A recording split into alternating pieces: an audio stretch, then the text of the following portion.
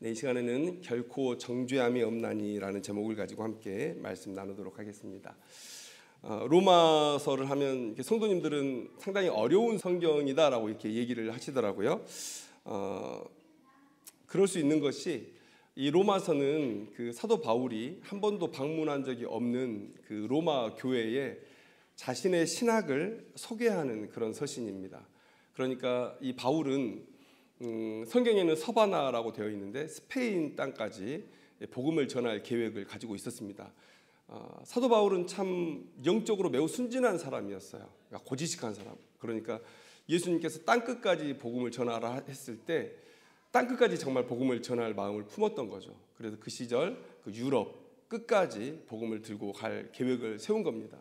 그래서 서바나까지 가야 되는데 자신은 지금 아가야나 마게도니아 지역을 전도하고 있고, 그래서 이제 고린도에서 이 서신을 쓰면서 내가 지금은 연보를 가지고 예루살렘으로 돌아가는데, 그런데 앞으로 서바나에 갈 일이 있을 것이다. 그때 로마를 들려서 너희들과 함께 믿음의 교제를 나누고 또 신령한 은사를 나누어 주고, 그리고 너희들의 도움을 받고 쉼을 얻고 그렇게 서바나로 갈 수 있으면 좋겠다라는 마음으로 지금 서신을 쓰는 거예요. 그러니까 내가 갈 때 나는 이상한 사람이 아니니 나를 잘 받아주세요 라는 마음으로 서신을 쓰는 거기 때문에 자신의 신학을 소개하고 있습니다. 그런데 또 이 신학이 또 깊어요. 그 시절에 가장 논란이 됐던 그런 구원에 대한 이야기를 해주고 있기 때문에, 그래서 어쩌면 여러분들이 이 로마서를 쭉 읽어 나갈 때 야, 참 어렵다 이런 생각을 하실 수가 있어요. 그런데 하나하나 이해하기는 어려운데 여러분들이 읽다 보면 명확하게 두드러지는 단어들이 있을 겁니다. 여러분 그 매지가이 아시죠? 매지가이. 눈에 이렇게 초점을 풀고 봤을 때 딱 그림 하나가 떠오르잖아요. 그것과 같은 거예요. 로마서 읽다 보면 우리가 그냥 지나칠 수 없는 정말 이거다라고 얘기할 수 있는 단어들이 떠오르는데, 그게 뭐냐면 믿음으로 얻는 의예요. 믿음으로 얻는 의. 행위가 아니다. 믿음이다. 또 공로가 아니라 은혜다. 그래서 여러분들이 로마서를 어렵지만 쭉 읽어나가고 반복해서 읽어나갈 때 이 단어가 여러분들의 마음에 남아있으면 여러분들은 로마서를 아주 잘 읽고 이해하신 것이다 라고 생각하시면 돼요. 그런데 여러분, 그렇게 우리가 이신칭이라고 하죠. 믿음으로 얻는 의를 우리가 이신칭이라고 하는데, 이 이신칭에 대한 메시지가 로마서에 너무도 명확하게 나와 있어요. 그런데 참 안타깝게도 인간의 눈이 어두워져서 그걸 보지 못했죠. 다 읽어보셨으리라 생각이 되지만 한번 읽어보시면 너무나 명확해서 사실 어떠한 반론도 제기할 수 없는 구원에 대한 이 개념이 사람들의 눈이 어두워지면서 왜곡이 됐죠. 그래서 여러분 계속해서 공로 아니에요, 행위 아니에요, 은혜예요 라고 얘기를 하고 있는데, 근데 계속해서 공로를 얘기하는 그런 사람들을 많이 보게 돼요.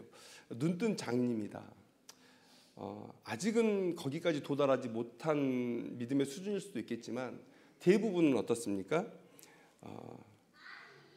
성경을 이용해서 자기의 유익을 좀 구하려는 그런 사람들. 그래서 눈이 어두워져 버리면 그 명확한 진리가 보이지 않는 것이죠. 그래서 여러분 오늘은 이 얘기를 좀 해보려고 해요. 우리가 믿음을 갖고 구원을 받은 이후에 누구나 갖게 되는 질문이 있습니다. 그 첫 번째 질문은 뭐냐면 내가 구원 받은 줄은 알겠어. 확신해. 그런데 나는 자꾸 죄를 짓는데 이 죄로 인해서 내 구원은 지장을 받지 않나? 내 구원은 계속 유지가 되나? 이것에 대한 질문이 항상 생기게 마련이죠. 그리고 뭐 결론적으로 말하면 유지가 되죠.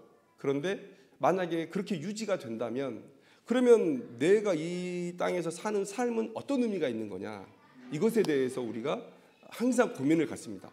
믿음에 대해서 진지한 접근을 한 사람이면 누구나 이 질문에 도달하게 돼 있어요.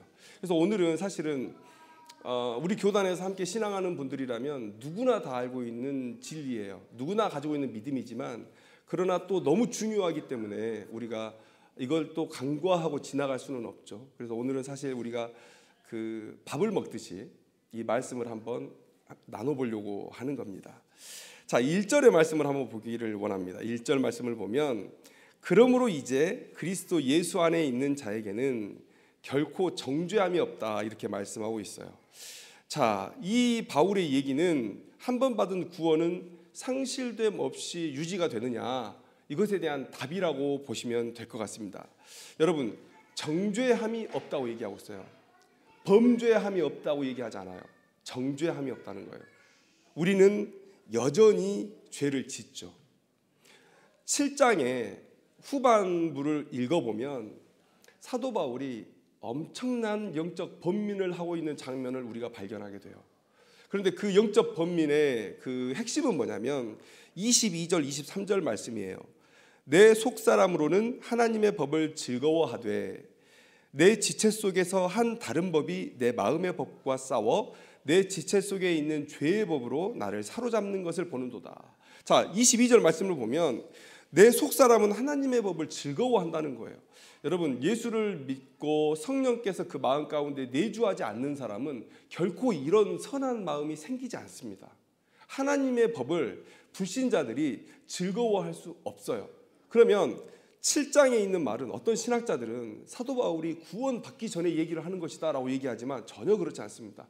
구원받은 이후의 얘기예요. 사도 바울은 구원받고 난 이후에 성령의 인도하심 따라 하나님의 법에 순종하는 것을 매우 갈망하고 기뻐해요. 그런데 삶은 어떻습니까? 내 지체 속에서 한 다른 법이 내 마음의 법과 싸워. 내 마음의 법은 지금 하나님의 법을 즐거워하는 마음이죠. 근데 한 다른 법은 뭡니까? 죄의 법이에요. 죄의 통치. 법은 통치의 수단이죠. 죄의 통치가 나를 사로잡아서 어디까지 끌고 내려가요? 사망의 몸이라고 얘기하고 있습니다. 24절에. 사망의 구덩이까지. 그러니까 가라앉을 수 있는 최대한 깊은 곳까지 나를 가라앉게 해버린다. 다시는 여기서 못 빠져나올 것 같은 두려움 가운데 휘말리는, 여러분, 사도 바울이 지금 이 번민 가운데 있어요. 자, 여러분, 예수 믿고 구원받으면 우리가 그런 착각을 해요. 이제 나는 착하게 살 수 있어. 나는 착하게 살 거야 라고 생각을 해요. 그런데 오늘 8장 1절 말씀에 뭐라고 얘기합니까? 범죄함이 없는 것 아니다. 우리는 죄를 짓는다. 그런데 하나님께서 우리를 정죄하지 않는다는 거예요. 잘못된 행동인데 그걸 마지막 심판 때에서 그걸 죄로 여기지 않겠다는 거예요. 왜 그렇습니까? 왜 그렇습니까? 우리에게 적용되는 법이 달라졌어요. 지금 여기서 두 가지 법의 대조가 계속 나오고 있는데, 하나는 뭡니까? 죄와 사망의 법. 죄와 사망의 법. 율법이죠. 이거 지키지 않으면 너 죽어예요. 죄를 지으면 죽는다. 죄와 사망의 법이에요. 그런데 여기서 뭐가 대립하고 있습니까? 생명의 성령의 법. 생명의 성령의 법. 여러분, 예수님의 성전세 내는 이야기 다 아실 겁니다. 물고기의 입을 열어서 한 세겔을 받아서 베드로와 예수님께서 반 세겔씩 성전세를 냈던 이야기. 근데 베드로가 내 거야 라고 돌아와서 말도 못하고 있는 상황에서 예수님께서 그 상황을 아시고 베드로에게 묻죠. 시몬아, 내 생각은 어떠하냐? 세상 임금들이 누구에게 관세와 국세를 받느냐? 아들에게냐 타인에게냐? 이렇게 묻죠. 베드로가 이르되 타인에게니이다. 예수님께서 말씀하세요. 아들들은 세를 면하리라. 그러니까 적용되는 법이 달라요. 우리 아버지가 대통령이에요. 대통령을 만나기 위해서는 다른 사람들은 여러 가지 과정들을 거쳐야 돼요. 뭐 신청서를 써야 되고 신원 조회도 해야 되고 그 수색도 좀 받아야 되고 많은 절차들을 거쳐서 대통령께 겨우 가고 정해진 시간 동안 면담하고 나와야 돼요. 근데 아들은 어떻습니까? 아들은 대통령의 안전과 어떤 업무를 위한 그 모든 법에 전혀 저촉을 받지 않죠. 그냥 집무실에서 축구도 하고 야구도 하고 뛰어다니고 아빠 수염도 잡고 명백하게 안 되는 행동이잖아요. 그런데 이게 왜 가능합니까? 적용되는 법이 달라요. 그러니까 다른 타인들은 세상의 법에 저촉을 받지만 아버지와 아들 관계에서는 그 법에 저촉을 받지 않아요. 그런데 오늘 15절 말씀, 8장 15절 말씀에 뭐라고 얘기합니까? 너희는 다시 무서워하는 종의 영을 받지 아니하고 양자의 영을 받았으므로 우리가 아빠 아버지라고 부르짖느니라 라고 얘기해요. 그러니까 우리의 신분이 달라졌어요. 예수 그리스도 안에서 그 보혈의 능력을 힘입어서 우리가 신분이 달라졌어요. 그러니까 하나님은 세상의 법으로, 죄와 사망의 법으로 우리를 바라보시고 적용하시는 것이 아니라 생명의 성령의 법으로, 예수께서 우리를 위해 보혈을 흘리시고 구원의 조건을 충족시키셨어요. 그리고 성령께서 내 안에 내주하셔서 예수를 주로 고백하게 하고 그 믿음으로 내 신분이 바뀌었어요. 내가 이제 하나님의 아들이 됐단 말이에요. 하나님의 아들은 독생자 예수 그리스도. 그런데 우리는 예수님과 버금가는 양자의 영을 받아서 하나님의 자녀가 되어서 이제 적용되는 법이 완전히 달라졌어요. 그래서 우리가 이제는 예수님과 같이 얘기할 수 있어요. 관세, 국세 누가 내니? 이 죄와 사망의 법의 절차를 누가 지키니? 라고 물어요. 아들이냐 타인이냐? 타인입니다. 아들은 세를 면하리라. 아들은 그 법의 적용을 받지 않으리라. 내가 필요할 때 언제든지 아버지에게 나아갈 수 있어요. 누구도 나를 제지하지 않아요. 왜 그렇습니까? 아버지가 날 제지하지 않기 때문에 그래요. 그러니까 적용되는 법이 완전히 달라졌어요. 이제 생명의 성령의 법에 적용을 받습니다. 여러분, 그래서 오늘 본문의 4절 말씀을 한번 보세요. 육신을 따르지 않고 그 영을 따라 행하는 우리에게 율법의 요구가 이루어지게 하려 하심이니라, 이렇게 얘기해요. 근데 이 본문을 읽으면 우리가 착각하는 게 뭐냐면, 예수를 믿고 성령께서 우리 안에 내주하시면 우리가 율법의 모든 요구를 충족시킨다. 뭘로요? 우리의 행위로. 이렇게 착각해요. 아까 말했잖아요. 예수 믿고 구원받고 성령께서 내 안에 내주하셔도 사도 바울과 같은 믿음의 사람도 이러한 영적인 번민 가운데 빠져요. 왜 그렇습니까? 내 삶이 죄거든요. 내 삶이 죄거든요. 사도 바울은 죄 안 지었을까요? 죄를 짓는단 말이죠. 어제 회개했는데 오늘 그 죄를 또 짓는단 말이죠. 100번을 지었는데 101번째를 짓고 있단 말이죠. 그래서 번민하는 거예요. 생각할수록 답답하고 하나님의 은혜에 도달하지 못하는 자신이 한탄스럽고 그렇게 무너져 내리는 거예요. 영적인 민감함이 더 크고 하나님을 만남의 기쁨이 더 큰 사람일수록 무너짐이 더 깊어요. 이렇게까지 내게 해줬는데 내가 이만큼도 못 해드린단 말인가? 이렇게 무너지는 거예요. 사도 바울은 사실 우리의 본이죠. 우리도 사실 이렇게 무너지는 경험들을 해야 돼요. 그래야 죄를 혐오하게 되거든요. 그래야 죄를 짓지 않거든요. 그래서 오늘 7장의 이야기 그리고 8장의 이야기는 신자들이 매 순간 반복하는 삶이에요. 7장에 갔다가 8장에 갔다가 7장 갔다 8장 갔다, 이 삶이에요.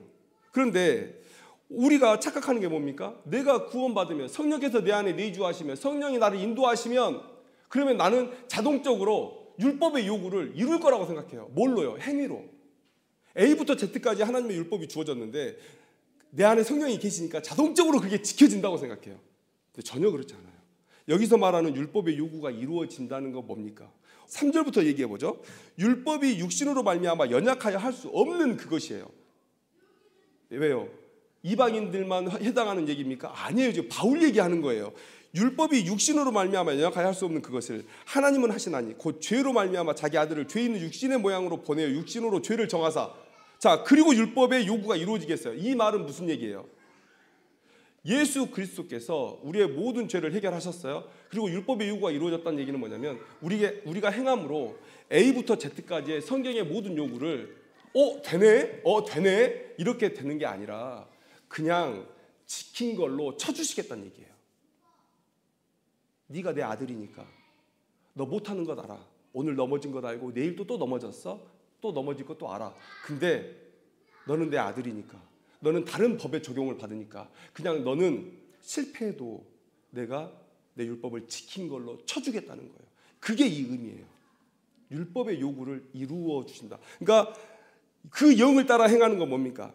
여러분, 그 영을 따라 행하는 자에게 율법의 요구가 이루어지는 거예요. 그 영을 따라 행하는 건 뭐예요? 성령께서 나를 인도하셔서 율법의 모든 요구에 맞게 행동하게 하신다? 그건 불가능하다니까요. 그 의미가 아니고 성령을 따라 행하는 건 뭡니까? 바로 이거예요. 하나님의 창조주 되심과 만물의 주인 되심. 그래서 당연히 내 주인도 하나님이심을 인정하는 것. 그리고 또 성경의 말씀대로 모두가 죄인이고 자신 또한 죄인임을 인정하는 것. 그리고 하나님께서 유일하게 구원자로 예비하신 그 예수 그리스도를 주로 영접하는 것.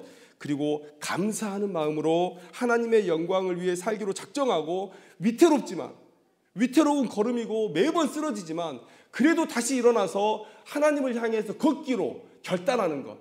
여러분, 이게 성령을 따라 사는 거예요. 우리가 범죄하지 않는다는 얘기가 아니에요. 우리는 범죄해요. 사도 바울도 얘기하잖아요. 우리는 범죄해요. 그런데 하나님께서 정죄하지 않겠다는 거예요. 정죄하지 않겠다. 야, 우리 구원 받았는데 나 매일 죄를 지어. 근데 이 구원이 계속 유효할까? 하나님이 나 밉다고 버리진 않을까? 번민 속에 그런 갈등을 하고 있을 때 기도 중에, 말씀 중에 깨달은 거예요. 정죄함이 없단다. 예수 그리스도 안에 있는 한 정죄함이 없단다. 범죄는 해요. 이게 사도 바울의 위로였죠. 이렇게 해서 다시 일어서는 거죠. 그래서 아까 말씀드렸잖아요. 신자는 7장과 8장의 그 과정을 계속 반복해요. 왜냐하면 우리의 성화는 이 땅에서 이루어지는 게 아니잖아요. 우리의 영화로움은 하늘나라 가서 하나님 앞에서 예수님 오시는 날 이루어질 거거든요. 여러분, 탕자 이야기 아시죠? 탕자 이야기. 아버지가, 우리 하나님 아버지가 탕자의 아버지의 마음으로 우리를 지켜봐 주신다는 거예요.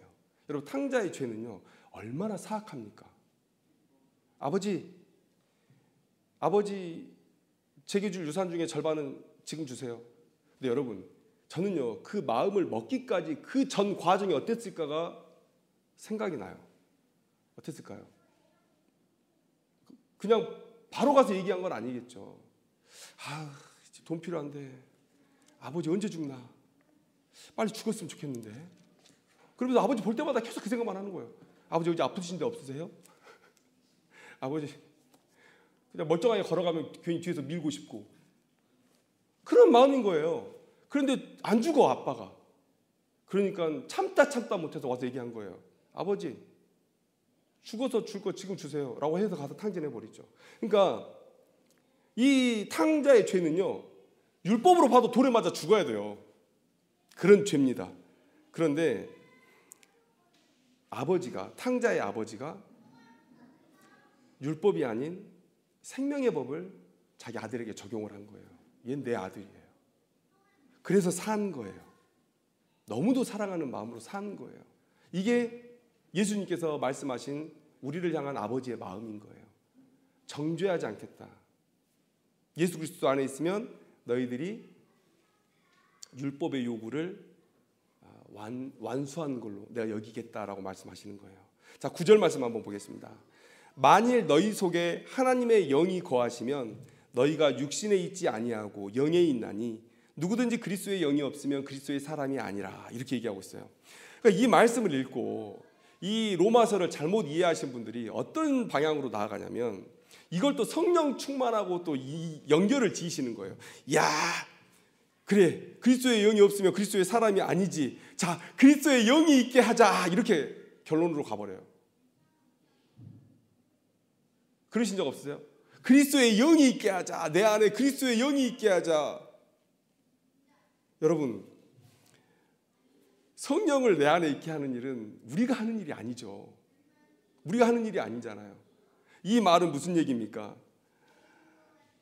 누구든지 그리스도의 영이 없으면 그리스도의 사람이 아니다라고 하는 말은 어디에 방점이 있습니까? 이걸 뒤집어 생각해야 돼요. 누구든지 그리스도의 영이 없으면 그리스도의 사람이 아니라, 이걸 뒤집으세요. 그리스도의 사람에게는 무조건 그리스도의 영이 있다는 얘기를 지금 사도 바울이 하는 거예요. 그러니까 이 말을 잘못 이해하면, 야, 내가 성령 충만해야 되겠다. 내 안에 그리스도의 영이 없으니 그리스도의 영이 내 안에 들어오게 해야 되겠다. 이런 식으로 나가면 성경을 완전히 반대로 해석하는 거예요. 사도 바울이 이 얘기를 왜 하냐면요, 생명의 성령의 법에 대해서 계속 얘기해 주고 있잖아요. 그 성령이 너희들 안에 있어 라고 얘기를 하는 거예요. 너희들의 구원을 의심하지 마 라고 얘기하는 거예요. 왜요? 지금 하나님의 말씀을 와서 듣고 있잖아요. 그 마음에 하나님의 뜻대로 살고자 하는 열망이 있잖아요. 예수님의 명령 따라서 온 세상에 복음을 전할 마음을 품고 있잖아요. 그건 성령께서 주시는 마음이라니까요. 사도 바울이 그 믿음을 가지고 그 사람들에게 선포하는 거예요. 너희들 그리스도의 영이 너희들 안에 있어. 성령이 있어 라고 얘기하는 거예요. 그러니까 너희들의 구원을 의심하지 마. 사도 바울은 지금 물론 우리보다 현저히 적은 빈도, 작은 죄의 모양이겠지만 사도 바울도 자신이 죄를 짓고 죄를 짓는 것 때문에 힘들어해요. 힘들어하고 있어요. 그런데 이런 힘든 상황을 신자 누구나 겪을 거기 때문에 오늘 자기가 일어섰던 그 일어남의 방법을 지금 로마 성도들에게 얘기해주고 있는 거예요. 너희들의 믿음은 결코 상실되지 않아. 사실 로마서는 구원에 관한 책이거든요. 구원을 얘기하면 오늘 이 주제까지 당연히 와야 돼요. 아까 얘기했죠. 나 구원받았어. 이제 마음대로 살아도 되나? 죄 지으면 구원 상실되는 거 아닌가? 이런 당연한 매우 상식적인 질문 앞에 지금 사도 바울이 자신이 경험했던 그 내용을 가지고 자신이 무너졌다가 어떻게 일어섰는지의 그 경험을 통해서 지금 성도들에게 가르쳐주고 있다는 거예요. 그래서 아까 제가 말씀드렸죠. 신자의 삶은 7장과 8장을 왔다 갔다 하게 돼요. 그런데 여러분 한번 생각해 보세요. 균형이 중요해요. 균형. 7장에만 계속 머무르면 어떻게 될까요? 죄책감 때문에 하나님 앞에 못 나갈 거예요.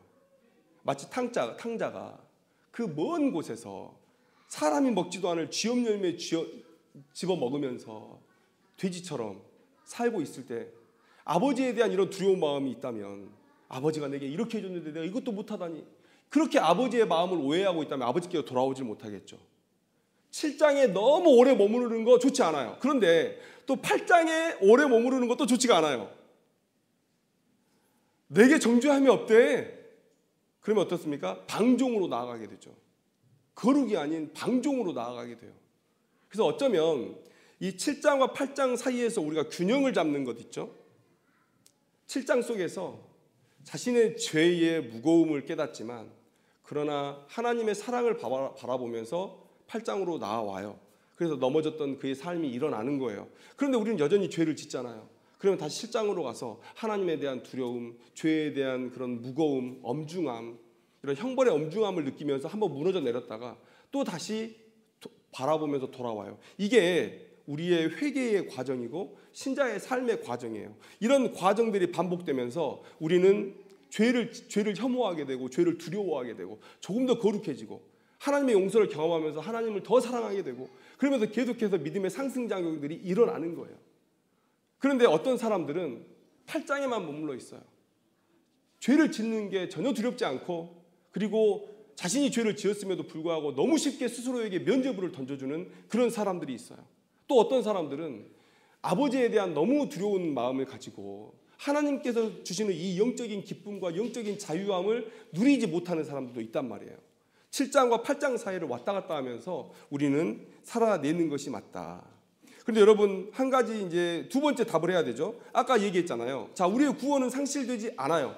그러면 이 땅에서 사는 우리의 삶은 어떤 의미가 있는가? 이 땅에서 사는 우리의 삶은 어떤 의미가 있는가? 자, 앞으로 로마서 2장 12절로 한번 가보자고요. 로마서 2장 12절의 말씀으로 가보면 자, 이 말씀은 이렇습니다. 무릇 율법 없이 범죄한 자는 또한 율법 없이 망하고 무릇 율법이 있고 범죄한 자는 율법으로 말미암아 심판을 받으리라. 이게 대꾸가 잘 안 맞아요. 자, 제가 만약에 성경을 쓰는 사람이었으면 이렇게 썼을 거예요. 무릇 율법 없이 범죄한 자는 또한 율법 없이 망하고 무릇 율법이 있고 범죄한 자는 율법으로 말미암아 망하리라. 망한다. 율법이 없이 범죄한 자 망하고 율법이 있고 범죄한 자도 망하고 이게 맞잖아요. 이게 대꾸가 맞잖아요. 근데 여러분 의도적으로 달리 쓴 거예요. 자, 율법 없이 범죄한 자들, 하나님을 믿지 않는 자들, 예수님 영접하지 않은 자들은 그의 죄로 인해서 망할 거예요.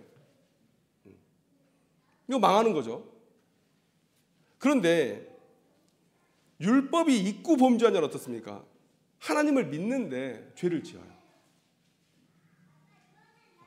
함께 교회 안에서 믿음 생활하고 있는데 예수를 영접했는데 그런데 죄를 지어요. 사도 바울 자신의 삶이기도 하고 우리 모두의 삶이기도 하죠. 아까 뭐라고 했습니까? 사도 바울의 구원론은 뭐예요? 한 번 받은 구원은 상실되지 않는다. 그러니까 망한다는 표현을 못 쓰는 거예요. 예수를 믿지 않는 사람이 망하는 것과 예수를 믿는 사람이 범죄했을 때 당하는 그 형벌은 달라요. 우리는 지옥 가지 않아요. 그래서 사도 바울이 같은 단어를 못 쓰는 거예요. 글을 못 쓰는 게 아니라 이 대꾸를 모르는 게 아니라 지금 의도적으로 다른 표현을 쓰고 있는 거예요. 그러면 여기서 우리가 깨달아야 되는 건 뭡니까? 율법이 있고 범죄한 자도, 그러니까 하나님을 믿고 죄를 짓는 자도 하나님을 믿지만 그가 살았던 삶을 가지고 하나님의 심판이 있구나라는 사실을 알아야 된다는 거예요. 우리가 성도들에게 영적으로 거룩한 삶을 권면하는 것은 여러 가지 방법들이 있어요. 그 중에 가장 아름다운 방법은 뭡니까? 하나님의 은혜를 깊이 경험하게 하고 그 마음 가운데서 감사함이 넘쳐나게 하는 거예요. 자발적으로 하나님께 모든 것을 다 내어드릴 수 있는 그런 믿음의 분량으로 나아가게 하는 게 가장 아름답죠. 저도 성도님들이 그런 방향으로 갔으면 좋겠어요. 우리가 자녀를 키울 때 애가 다 알아서 해. 말 한마디 하면 알아서 하고, 애가 학교 갔다 왔어요. 어머니 학교 다녀왔습니다. 아버지 학교 다녀왔습니다. 그리고 딱 씻고 책상에 앉아서 숙제 딱 하고 밥 먹을 때 딱 와갖고 딱 먹고 자기가 먹은 거 딱 갖다가 싱크대에 넣고. 여러분 이런 이상적인 자녀를 다 바라지 않아요? 부모의 사랑에 대한 감사함으로 자녀가 그렇게 자발적으로 하면 너무 아름답죠. 너무 귀하죠. 근데 그게 다 안 되잖아요. 그러다 보면 오늘의 본문에 이 심판의 얘기를 하지 않을 수 없어요. 사도 바울도 얘기를 하는 거예요. 우리 범죄하는 사람이야. 그런데 그것 때문에 우리의 구원을 잃지는 않을 거야. 그런데 우리의 그 이 땅에서의 삶을 가지고 하나님은 반드시 심판하신다라고 얘기를 하세요. 악인의 심판이 있어요. 이것은 지옥의 형벌을 가하는 심판이죠. 의인의 심판은 상급에 관한 심판입니다. 상급론을 지지하지 않는 분도 있어요. 근데 저는 지지하는 입장이고, 왜냐하면 다 천국에 가는데 천국에 가는 사람에게 심판이 있다? 의의 심판은 뭘까를 생각했을 때 그 심판이 지옥에 가느냐 천국에 가느냐 심판은 아니라고 우리는 전제를 했어요. 왜냐하면 예수 믿는 자들은 무조건 천국에 가니까. 그러면 하나님께서 의의 심판 가운데 믿는 자들에게 심판하실 일이 뭐가 있을까라고 얘기해요. 그건 성경의 전체적인 상황들을 봐도 상급에 대한 얘기밖에 없다. 그 상급이 어떻게 나눠질지 몰라요. 야, 천국에도 상급이 있으면 나 천국 안 갈래. 거기도 비교가 있고 막 경쟁이 있고 막 이렇단 말이야. 저는 몰라요. 천국의 모양이 어떻게 되고 하나님께서 어떠한 공의로운 방법으로 우리에게 그 상을 내려주실지 저는 몰라요. 천국에 가봐야 알아요.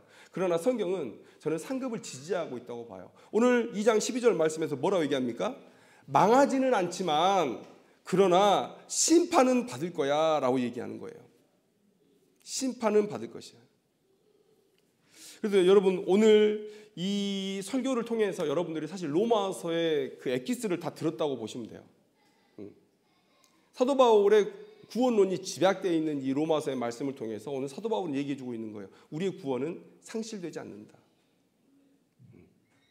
그런데 거기다 더 나아가면 사도 바울이 우리에게 권면하듯이 7장과 8장 사이에 그런 죄 속에서의 혼란스러움과 그리고 하나님의 구원 사이에서 균형 있게 우리가 살아가면서 하나님을 더 사랑하고 죄를 혐오하게 되는 그런 지경까지 나아가는 그런 삶으로 나아갔으면 좋겠고, 그리고 우리가 이 땅에서 어차피 구원받을 건데 이 땅에서의 우리의 삶에 무슨 의미가 있습니까? 라고 하면 그러면 의의 심판이 있을 것이다. 잘한 자들에게는 상이 있을 것이고 못한 자들에게는 벌이 있을 것이다. 근데 벌이라고 하는 표현은 조금 그래요. 왜냐하면 상이 있을 건데 그렇게 살지 못했던 사람에게는 상이 작을 거다. 이렇게 표현하겠습니다. 왜냐하면 천국은 벌 받는 곳이 아니니까. 그래서 여러분들 상급이 있다라는 그런 말씀을 가지고 살았으면 좋겠어요. 그래서 사도 바울이 왜 그렇게 올림픽에 비유하면서 자신이 1등으로 면류관을 받기를 갈망했는지, 그런 것들 아주 거룩한 경쟁심이 아닌가 싶습니다. 귀한 경쟁심이 아닌가 싶습니다. 그래서 오늘 로마서의 말씀, 결코 정죄함이 없나니라는 제목을 가지고 함께 말씀 나눴는데, 사실 어찌 보면 조금은 신학적인 강의 같은 그런 그 설교가 될 수 있어요. 근데 이것은 너무나 중요하고 또 우리가 가져야 될 당연한 지식이기 때문에 조금 이제 지식적인 부분에서 접근을 했고요. 여러분들이 이런 구원론에 대해서 이것이 바울의 구원론이다, 성경적인 구원론이다라는 생각을 가지시고 흔들림 없는 믿음으로 신앙생활에 나갔으면 좋겠습니다. 기도하겠습니다.